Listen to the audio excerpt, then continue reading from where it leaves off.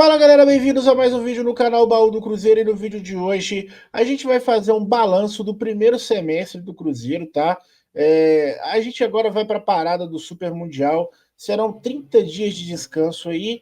E bom, eu acho que nada mais justo do que a gente fazer um relatório aqui, né? Podemos dizer assim, uma análise do que foi esses primeiros 6 meses do Cruzeiro na temporada, que parece que foram 6 anos, né? E para isso, mais uma vez, Aero convidado aqui a participar com a gente.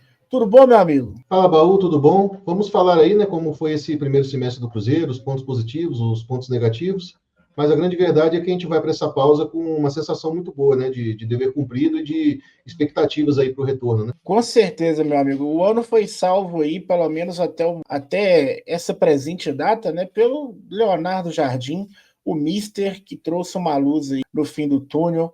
E é disso que a gente vai falar, né? Mas primeiro a gente precisa começar do começo, né, meu amigo? Vou colocar aqui na tela, né, o nosso guia aqui do nosso vídeo, né? E a gente, igual você adiantou, a gente vai falar o que deu certo e o que deu errado até agora, né? E para isso a gente precisa de dar o contexto inicial, né? O Cruzeiro termina 2024 ali, né, com a promessa de que o clube estaria mudando de fase, né?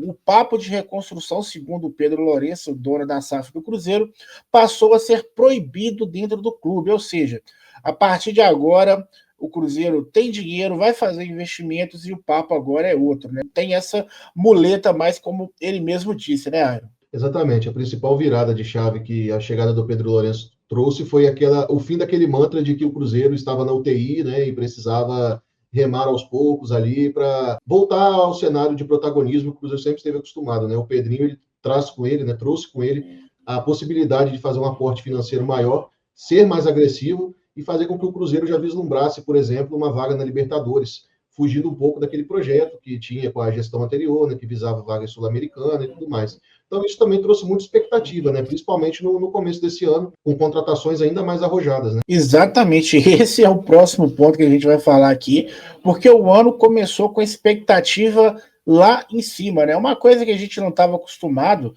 é o Cruzeiro tomando conta aí das principais notícias aí da mídia nacional, né? Com grandes contratações, né? O Dudu, que ainda anunciado em dezembro, e o Gabigol ali anunciado na virada do ano, né? Muita gente fez vídeo ali reagindo e tudo mais. E começa ali no comecinho de janeiro a apresentação de todos os atletas contratados até aquele momento no Mineirão, né? Uma grande festa, muita gente se fez presente lá para ver o Gabigol, né? Vamos ser sinceros, a galera foi lá pelo Gabigol, mas foi o começo badalado do Cruzeiro que vou ser sincero aqui, cara. Eu fui na onda porque eu tava me permitindo ali ficar feliz depois de tantos anos de desgraça, né? Mas a verdade é que isso sempre me preocupou, mas não pelo fato das grandes contratações.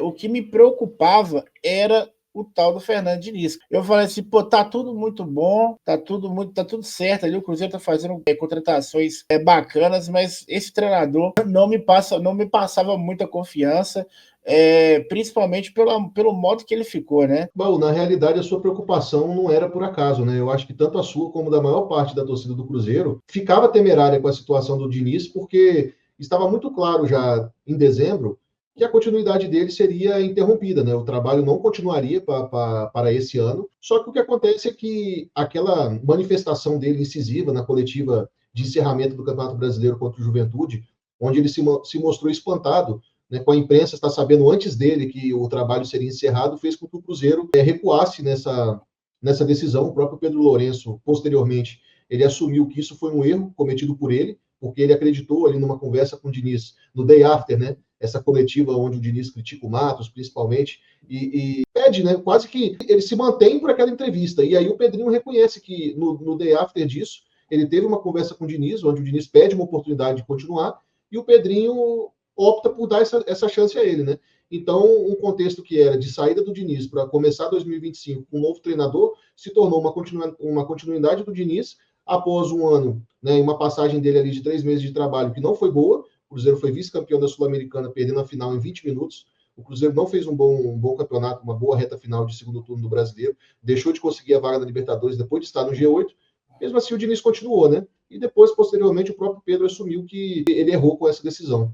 Eu acho que foi acho que muita gente estava com o pé atrás ali, pô, tá tudo muito bom, mas tem esse detalhe aqui, e assim, era um medo de todo mundo, né? Por exemplo, você perder uma pré-temporada ali, principalmente na parte física, pode condenar o ano inteiro do Cruzeiro, né? Não só do Cruzeiro, mas de qualquer time ali. E aí a gente vai ver durante o vídeo, né, que o Cruzeiro foi dando sorte ali em alguns momentos, que foi meio que os astros foram alinhando, né? E assim, a gente não pode deixar de falar também, né, que a mídia, né, eu até coloquei o Mauro César rindo aqui, a mídia que estava criticando, né, algumas coisas do Cruzeiro estava certa. Quando falava que o Cruzeiro estava trazendo um amontoado de jogadores, isso não era necessariamente uma mentira. É lógico que a gente, como torcedor, a gente vai tentar ignorar isso, mas eu acho que muita coisa dava para tirar ali dessas críticas, da imprensa, porque era verdade.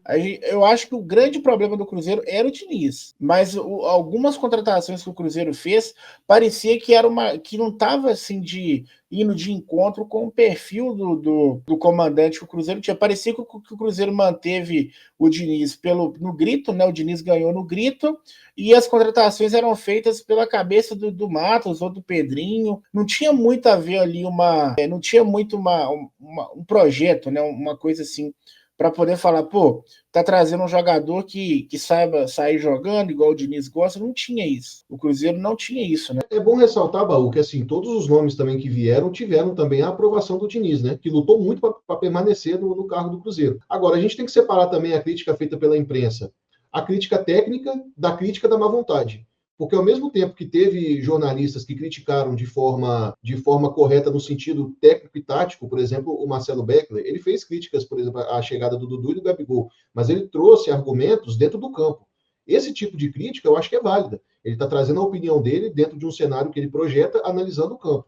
Teve outros jornalistas que adotaram uma postura de criticar a vinda desses jogadores, quando no meio do ano, por exemplo, a análise foi outra quando se analisava o Gabigol no Palmeiras, o Gabigol no Corinthians. Então teve também análise muito na má vontade, digamos assim, por o Cruzeiro ser um time fora, né, daquele cenário do Rio e de São Paulo. A gente sabe que tem uma certa má vontade, a gente sabe também que tem um certo desconhecimento da grande parte desses jornalistas acerca do que acontece no dia a dia no Cruzeiro. Até falta profundidade mesmo no debate. Então, assim, quando a gente analisa esses jogadores, vale fazer ponderações, porque o Gabigol vinha de uma temporada muito ruim no Flamengo, apesar de ter encerrado com 2 gols numa final, né, de Copa do Brasil. O Dudu vinha de 6 meses de recuperação após uma lesão grave no joelho, onde ele não apresentou grande nível no Palmeiras, mas também ele não gozava de grande prestígio com o Abel, porque a gente sabe desse temperamento dele, e sabemos mais ainda que o Abel valoriza jogadores que trabalham mais para o coletivo, e o Dudu já é um cara mais individual.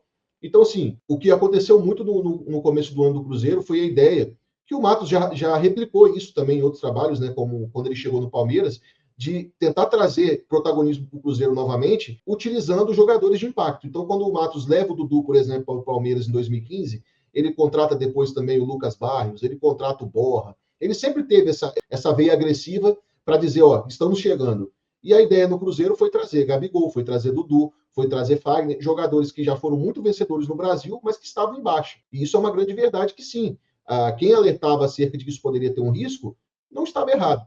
Mas vimos também que a sua preocupação do problema ser o Diniz se mostrou verdadeira, porque após a saída do Diniz, chegada do Jardim, a gente viu que muitos desses jogadores que quiseram dar a volta por cima estão conseguindo dar. É isso aí. Eu acho que a imprensa, igual eu falei ali, ó, a imprensa em algum tom, né, fez alertas importantes, né, e o torcedor colocou tudo no mesmo bolo, né? A pessoa que queria alertar com a pessoa que estava incomodada de ver o Cruzeiro de volta a ter um protagonismo no mercado, né? O Cruzeiro, a gente sabe que o Cruzeiro é um time que incomoda, principalmente os clubes do eixo, né? Então é um pouco complicado que o torcedor às vezes consiga absorver uma crítica vinda de fora de Minas Gerais, né? Justamente por o que você falou, falta profundidade, falta acompanhar e às vezes muita má vontade, né? E aí, Iron, a gente entra no grande ponto aqui do começo da temporada, né? Que eram os objetivos do Cruzeiro por competição, né? Bom,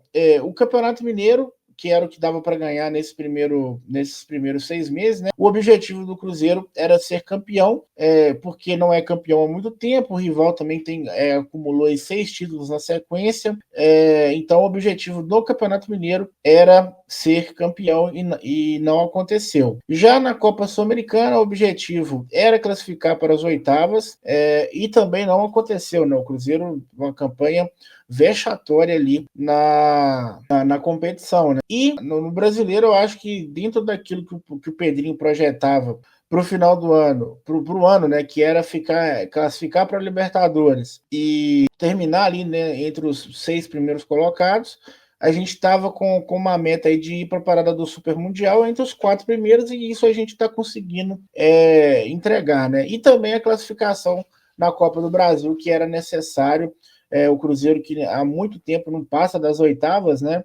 Conseguiu a classificação aí já como pela classificação no campeonato anterior, já começou direto nos 16 avos de final ali, né? Que onde os times da Libertadores entram, né? Então, a gente pode falar que 50% do nosso objetivo aqui foi alcançado, né? Até o momento. Só que é importante ressaltar também que talvez a gente só conseguiu essa coisa aqui no Campeonato Brasileiro, né, que é o que a gente tem hoje, graças à eliminação da Sul-Americana, né? Apesar de que eu acho que não é legal a gente normalizar uma eliminação num torneio internacional, num grupo tão fraco igual o Cruzeiro estava, e da maneira que foi, né? Eu acho que o Cruzeiro, mesmo com o time reserva, sendo bem sincero, deveria ter classificado pelo menos em segundo, né, para os playoffs ali, junto com os times da Libertadores. Mas o que aconteceu aí nesse período aí acabou sendo positivo para o Cruzeiro, né? Dá para fazer uma análise positiva, apesar de a gente ter conseguido apenas 50% aí dos objetivos, né? Pois é, Baú, assim, o Campeonato Mineiro não tem como a gente falar aqui que não foi um fiasco, um fracasso, um vexame, né? Porque pelo investimento que o Cruzeiro fez, se esperava pelo menos que o Cruzeiro conseguisse chegar na final e disputar a título de igualdade com o seu principal rival. Isso não aconteceu, o Cruzeiro teve muitos problemas no Campeonato Mineiro, o Fernando Diniz ficou 3 jogos e saiu, chegou o Wesley Carvalho, posteriormente o Leonardo Jardim. Isso culminou na pior campanha do Cruzeiro do século, né, na fase de grupos do Mineiro, foram apenas 3 vitórias em 8 jogos. Então, o Cruzeiro só se classificou pelo regulamento e nessa parte não tem o que dizer, né? O time não encaixou, o Leonardo Jardim já chegou na reta final, não tinha muito o que fazer. E, assim, a Sul-Americana, eu concordo com você quando você fala assim, apesar dela não ser o principal atrativo do Cruzeiro, o Cruzeiro não poderia ter feito a campanha que fez na fase de grupos. Dava para o Cruzeiro ter avançado, mesmo com uma equipe reserva, só que o trabalho do Jardim ainda não tinha avançado, né, naquele momento. Então, quando o Cruzeiro começa os jogos da Sul-Americana ali, o Jardim ainda estava tentando encontrar um time, tentando encaixar as melhores peças dentro do seu sistema, e o Cruzeiro acabou sofrendo muito na fase de grupos, ainda que fosse um grupo com equipes muito fracas, né? E, assim, a gente podia discutir a questão da prioridade na Sul-Americana lá na frente, depois que o Cruzeiro tivesse Copa do Brasil, Brasileiro, a gente poderia discutir que a Sul-Americana talvez não fosse a prioridade do Cruzeiro nesse ano, porque justamente o Cruzeiro investiu e tinha capacidade de brigar mais tanto no Brasileiro quanto na Copa do Brasil, né?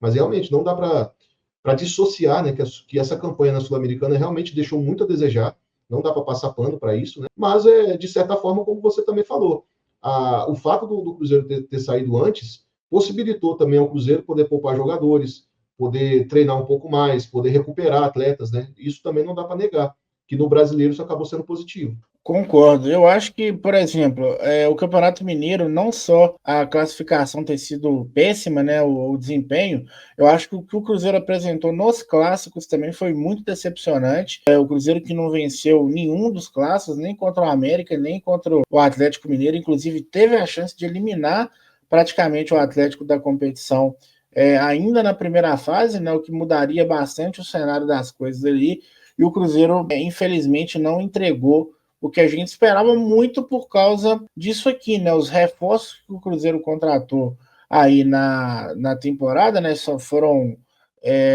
11 jogadores, né? Apenas 3 desses 11 jogadores a gente pode falar que foram contratações certeiras, né? Que foi o Fabrício Bruno, o Fagner e o Christian. Em laranja a gente decidiu optar por jogadores que, de certa forma, são úteis, né? Que estão ajudando de alguma forma. Em vermelho aqui, a gente colocou jogadores que, infelizmente, não deram certo. E com um símbolozinho de radioativo aqui, o Dudu, porque é sem comentários o que foi essa contratação aí para o Cruzeiro, né? Então a gente chega à conclusão que a montagem do elenco, obviamente, que ia impactar nos resultados que o Cruzeiro estava tendo ali. Teve, né, nesse primeiro semestre, uma eliminação precoce no Campeonato Estadual, uma eliminação precoce na Sul-Americana, e assim, milagrosamente o Jardim foi recuperando alguns jogadores que foram contratados, né, nessa janela, e também alguns que foram contratados antes, né? A gente pode citar aí o Cássio, o Caio Jorge está vivendo a melhor fase dele com o Jardim, enfim, são jogadores que ele está resgatando aí para o Cruzeiro, né? Mas como que fica a sua avaliação aí? Você acha que o elenco impactou nos resultados ou foi só a questão do Diniz, da gestão, enfim? A grande verdade, né, Baú, é que com o Diniz o elenco não encaixou e a gente repara, principalmente após a chegada do Leonardo Jardim, que fisicamente também os jogadores estavam tendo um déficit que estava sendo visualizado no campo, quando o Cruzeiro não competia como ele está competindo agora. Então a chegada do Jardim pôde melhorar fisicamente os atletas e pôde potencializar todos eles dentro do seu sistema de jogo, que recuperou vários desses jogadores e tornou outros que a torcida já estava assim achando que não deveria continuar, se tornaram muito úteis. Então a chegada do Jardim melhorou jogadores como o Fagner, jogadores como o Christian, jogadores como o próprio Gabriel Barbosa, Fabrício Bruno. Todos esses jogadores se tornaram peças fundamentais no esquema do Jardim, principalmente o Fabrício Bruno, o Christian e o Fagner. E ainda você vê jogadores como o Wanderson também, que se encaixaram muito bem. Você vê o Caio Jorge vivendo a sua melhor fase no Cruzeiro. Você vê jogadores como o Eduardo e o Bolassi, que não são titulares, mas estão sempre entrando, estão sempre ajudando, estão inseridos ali no dia a dia do Cruzeiro. O Marquinhos foi adquirido definitivo, a pedido do Jardim também. Então você vê que realmente, assim, do que dá para dizer que não deu certo, foi realmente o Gamarra e o Rodriguinho, que nas oportunidades que tiveram, não conseguiram, né, convencer, e o próprio Dudu, pelo fato dele mesmo não ter tentado, né? Ele sequer tentou dar certo, ou sequer tentou se integrar ao sistema do Jardim. Porque todos os jogadores que quiseram, todos os jogadores que se esforçaram e se entregaram, entenderam a importância de ter um grupo, todos eles hoje estão jogando muito melhor do que quando chegaram. O próprio Gabriel Barbosa, que chegou com todo o glamour, teve apresentação para ele não teve metade dos problemas que o Dudu causou. Muito pelo contrário. Ele está inserido, ele entende quando fica no banco de reserva e quando entra hoje se torna um jogador muito importante. Então, para mim, assim, existe uma análise dos reforços antes da chegada do Jardim e após a chegada do Jardim. Antes da chegada do Jardim, não dava para salvar praticamente nenhum jogador. A gente falava até que o Dudu era um dos poucos que estavam se salvando, né? Só que individualmente. Coletivamente, ele não estava inserido, ele não ajudava o time. Tanto é que os resultados foram ruins. Agora, após a chegada do Jardim e após o seu trabalho encaixar, dá para falar que, você vê aí, ó, pelo menos 3 jogadores, a gente pode dizer que realmente deram errado. Então é uma mudança grande, né? Mostra que um bom trabalho potencializa os jogadores. Porque qualidade eles tinham. Eles precisavam encontrar esse bom momento novamente. É isso aí. E bom, se a gente falou dos jogadores, a gente precisa também falar da comissão técnica. A gente já passou por isso aqui no começo do vídeo, mas não custa ressaltar, né? O Diniz teve apenas 27 dias aí no comando do clube e a gente teve e é óbvio que isso também tem um impacto muito grande ali nos resultados do Cruzeiro, porque você perde uma pré-temporada, você perde tempo com um estilo de jogo que é muito diferente do que o Cruzeiro joga hoje, né? Mas muita gente fala que o Diniz foi um mal necessário, né? Porque talvez se ele não fica ali, o Cruzeiro poderia ter partido para outro treinador naquele momento ali do começo do ano, fatalmente não seria o Jardim, pelos motivos que a gente já sabe. E eu acho que se a gente está onde está hoje, é porque o Jardim chegou no Cruzeiro, né? Fez profundas mudanças ali na pasta de futebol do clube. Então, eu acho que nesse sentido tudo aconteceu como tinha que acontecer, e eu acho que a gente teve mais sorte do que juízo, porque, para mim, o grande problema do Cruzeiro na temporada é gestão e bastidores, né? Eu acho que não é segredo para ninguém, a forma como o Cruzeiro conduziu as coisas aí já mostrava que já era um indício de que daria errado, né, Aira? A gente está falando, por exemplo, do Diniz ganhando uma queda de braço com o seu superior, né, que no caso é o Matos. O Matos queria demissão e o Pedrinho bancou, e aí a gente vai para o mercado com o Matos talvez fazendo contratações de sua cabeça, um pouco meio que como ele tentou demitir o Diniz, né? A gente imagina o clima que deve ter ficado ali muito propício para um trabalho dar certo. Né? E, bom, a gente tem também o caso do Matheus Pereira, que foi pessimamente conduzido pela diretoria do Cruzeiro. O jogador ficou exposto várias vezes aí na imprensa, uma tentativa talvez de trazer a opinião do torcedor para o lado da gestão. E eu acho que não era o melhor caminho a ser seguido, e a gente vê que hoje o Matheus Pereira, com a cabeça preocupada somente em jogar futebol e com a saída do Matos, um rendimento muito melhor, né? E aí você até citou que a grande virada de chave do Cruzeiro acontece ali depois do Muxuquihuna, né? Que há uma reunião com os jogadores, o treinador consegue convencer os atletas a executar aquilo que ele está pedindo, e ali o Cruzeiro começa a sua sequência invicta que dura até hoje, né? Pois é, Baú, o Cruzeiro viveu um grande problema ali de gestão, principalmente na parte do Matos, que não conseguiu executar no papel de CEO o controle do ambiente no dia a dia. Eu acho que ele não foi feliz nessa questão. Como diretor de futebol, a gente pode até discutir outras situações dele que não foi tão ruim, né? Mas a gente já falou muito sobre isso também. Mas o principal, nessa virada de chave, a gente tem que ser justo também e elogiar a conduta do Pedrinho. Né? O Pedrinho, que não é um cara que era do futebol, ele está aprendendo a lidar com o futebol agora, porque ele sempre foi investidor, ele nunca foi gestor de fato. E o Pedrinho foi muito sábio quando ele resolveu bancar e dar autonomia ao Leonardo Jardim. Porque naquele momento de instabilidade, era muito fácil para o Cruzeiro chegar e encerrar o trabalho do Jardim, porque não deu certo, porque o time estava tropeçando muito, e aí já procurar um outro, rifar o Jardim e já tentar um medalhão aí brasileiro. E o Pedrinho não fez isso. Ele deu autonomia para o Jardim, ele entendeu a ideia que o Jardim tinha de futebol, o que o Jardim queria para o Cruzeiro, e houve uma mudança de mentalidade dentro do Cruzeiro. O Cruzeiro deixou de ser aquele clube com um mandatário deslumbrado, com um mandatário que era fã de jogador, para um clube onde o mandatário entende o seu lugar, entende a importância de uma gestão séria, entende a importância de se respeitar processos, de se dar autonomia para o treinador quando ele tem competência, e o Jardim mostrou que tem, e o Pedrinho sai um pouco de cena e traz toda essa liberdade para o Jardim trabalhar. E a partir daí, os jogadores percebem que dentro do Cruzeiro, a partir daquele momento, o treinador tem a palavra final e o treinador está respaldado. Dessa forma, os jogadores começam a jogar e comprar a ideia, porque eles perceberam que aqui eu não vou poder me criar. Aqui tem um mandatário que dá prestígio para o treinador, e se acontecer algum problema, quem vai estar na reta somos nós, não é o treinador. E aí tudo começa a dar certo, porque o Jardim é competente, o Jardim sempre foi um bom treinador, e ele consegue encontrar ali no grupo jogadores que se adaptaram ao seu modelo de jogo, e a partir do confronto contra o São Paulo, o Cruzeiro teve uma mudança de chave na temporada, e já são 16 jogos, onde o Cruzeiro tem 9 vitórias, 5 empates, 2 derrotas, marcou 24 gols, sofreu 8, um aproveitamento de 66,7%, 9 jogos sem sofrer gol, e uma sequência invicta que já dura 12 jogos, que só não é maior do que a sequência da era Pesolano em 2022, que foram 16 jogos de invencibilidade. Eu acho que diz muito da decisão do Pedrinho ter sido acertada ao escolher dar autonomia para o Jardim. Né? Com certeza. E, bom, o que a gente pode esperar para o resto do ano, né, é que o Cruzeiro, no mínimo, chegue a Libertadores. Né? Eu acho que esse é inegociável. O Cruzeiro precisa voltar a estar na Libertadores no ano que vem. Sul-Americano, eu acho que já passou esse bonde do Cruzeiro. O Cruzeiro que tem feito investimentos importantes para poder jogar a Libertadores, né, que é o grande objetivo desse cara de branco aqui na foto, né, o Pedro Júnior, que agora, com a saída do Matos, né, que é importante ressaltar a saída do Matos, dá mais autonomia para o Pedrinho trabalhar também na parte do futebol, ele que atuava mais na parte administrativa do clube, né, como no cargo de vice-presidente. O Jardim também é um cara que pode ser responsável aí por até mais do que uma vaga na Libertadores, né? A gente pode sonhar sim com o título, não só no Brasileiro, mas também na Copa do Brasil. E o Pedrinho que entendeu, igual você pontuou perfeitamente, o seu lugar como dono do clube, né? Delegando para quem tem que delegar as funções. O treinador é o treinador, o diretor é o diretor, sem confundir as coisas ali, né?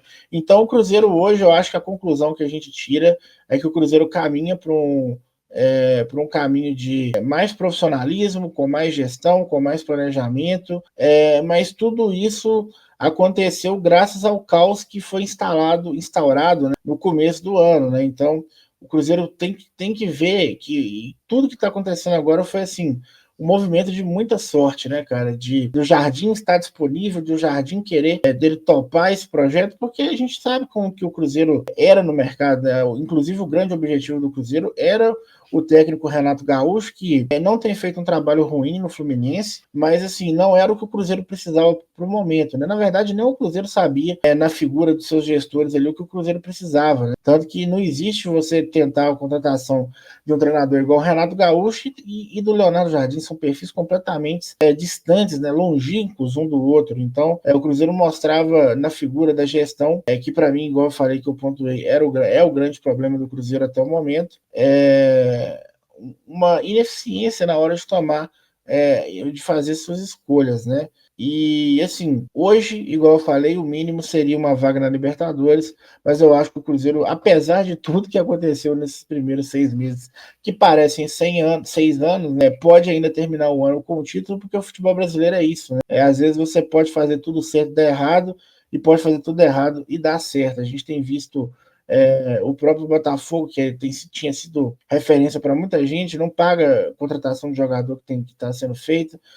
E nesse sentido, o Cruzeiro, mesmo antes do Jardim, caminhava positivamente, né? O Cruzeiro paga em dia, tem feito os pagamentos ali para redução de dívida, cumprindo com seus compromissos financeiros, né? Então, eu acho que a conclusão é essa, né, Aaron? Que o Cruzeiro, apesar dos trancos e barrancos, ter chegado aqui aos trancos e barrancos, está indo por um caminho que é certo, né, que é correto. Baú, a grande verdade é que o Cruzeiro vai para esse segundo semestre com uma expectativa muito mais positiva do que se desenhava no início da temporada, né? Quando a gente perde para o Muxuquiruna em abril, a sensação era de terra arrasada e tentar juntar os cacos para não ser rebaixado, né? Já tinha torcedor que temia isso. E a grande verdade é que houve uma virada de chave muito grande.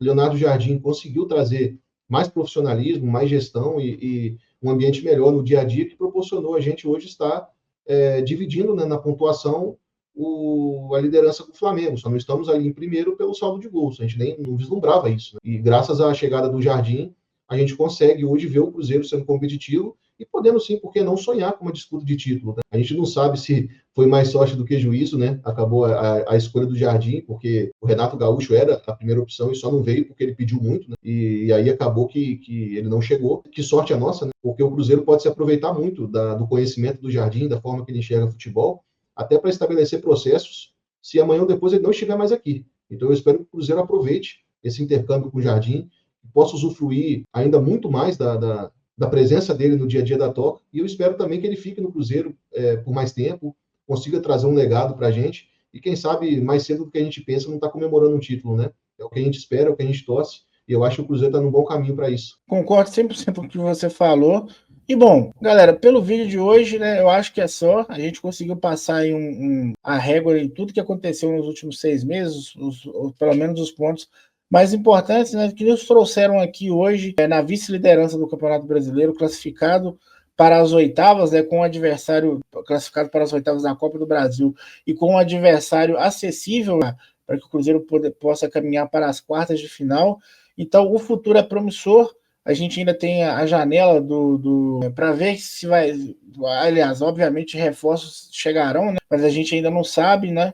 Então, a gente precisa esperar mais um pouco para a gente projetar mais do que vai ser esse segundo semestre, mas a gente consegue olhar assim com um olhar mais promissor, porque pelo menos se mantiver tudo do jeito que está, o Cruzeiro hoje é um clube muito mais organizado do que era em janeiro. Galera, pelo vídeo de hoje é só. Um abraço e até a próxima.